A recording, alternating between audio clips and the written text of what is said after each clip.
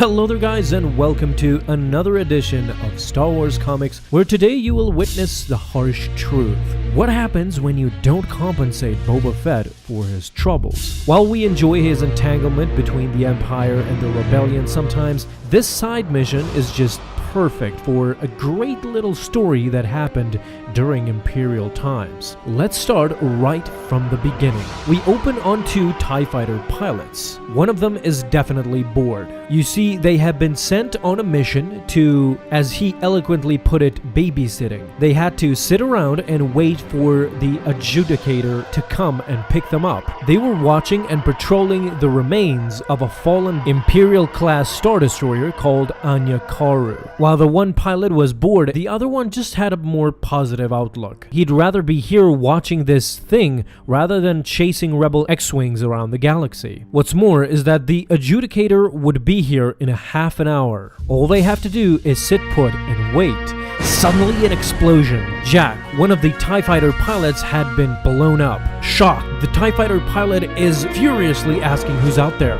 It was Slave One, being piloted by none other than Boba Fett. He proceeded to blow up the second TIE fighter as well. He had come here for one purpose alone. From this point on, 30 minutes remain until the arrival of the adjudicator. Slowly, he approaches the remain of the Star Destroyer. Out of Slave One comes Boba Fett, ready and geared for the mission. Climbing and searching. He had to move quickly. 25 minutes remain. Suddenly, he sees a stormtrooper. In a second, he pulls out his blaster and blasts him to bits, but it was a corpse. He had died together with the Star Destroyer when it crashed. Only bones remain. Boba Fett continued. Out of nowhere, Minox proceeded to hassle Boba Fett. They went right for his armor. The Star Destroyer was approaching.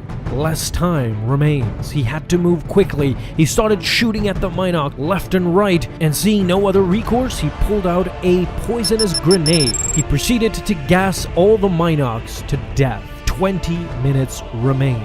Now the search intensifies. At the 15-minute mark, Boba Fett is met with a hunter droid. As soon as he approaches, he fires at Boba Fett, trying to kill him, but Boba was more resourceful than that. He proceeded to cut down and shoot the droid, but he wouldn't let up. Even with his head cut off, he would still swing at Boba Fett. Boba grew tired of this. He grabbed a piece of the droid with the latch, and with its body part, he proceeded to demolish the entire droid to pieces. The droid was finished. 10 minutes remained.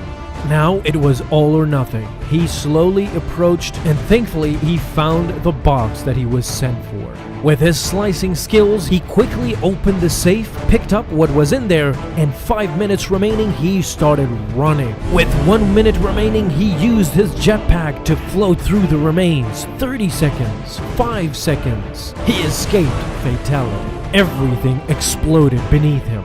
Cut to Coruscant. Boba Fett had finished the job that the client gave him. It was indeed the captain of the ship. He proceeded to compliment the Star Destroyer. It was a beautiful ship, according to him. He also asked about his hunter droid. Was it still intact? In clear-cut Boba Fett fashion, he said, "Not when I left." Whatever the case, now we learn a bit more about this client. He was Captain Aaron Harcourt, once a hero of the Empire. His ship was rated as one of the best, but then discarded. They blamed him for the fall of the Anya Karu. Responsible were rebel saboteurs, but this wasn't admitted by the Empire. Instead, they blamed it all on Captain Aaron Harcourt. Then he says enough of the old man's regrets. Where is the item?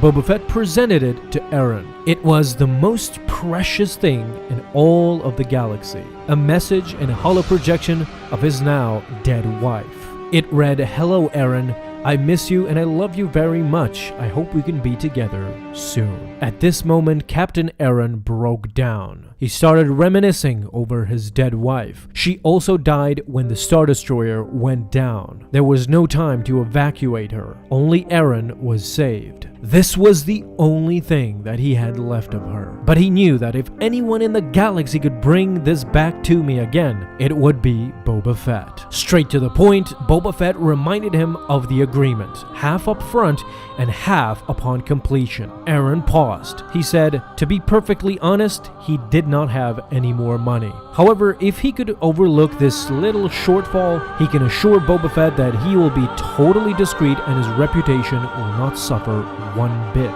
Boba Fett was filled with anger. He risked his life for nothing. Aaron understood. He thought that Boba Fett wouldn't agree. He went on to accept his fate. He had a good life. However, it's been a bit lonely since Janelle was taken from him and he lost not only her but his ship as well. Boba Fett approached behind him. Aaron just wanted to see her once more. Hear her say his name just one more time. Boba Fett pointed the cylinder at the back of his head. With his dying breath and his last words, Aaron simply said, I loved her so very much.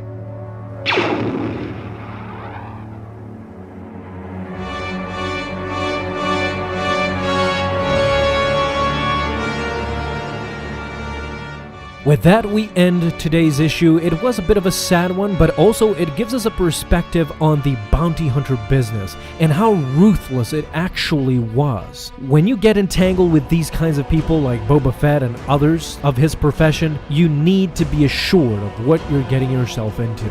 This was a clear example of what happens when you don't pay a bounty hunter, especially a ruthless one such as Boba Fett. So if you enjoy this comic issue, guys, don't forget to leave a like and a comment down below. Share your thoughts with all of us, with me and the rest. Let us talk about this issue. I would love to hear what you think. Thank you again for stopping by and supporting the channel. It really means a lot to me and I really appreciate it. Have a very fun day, my friends, and may the Force be with you always.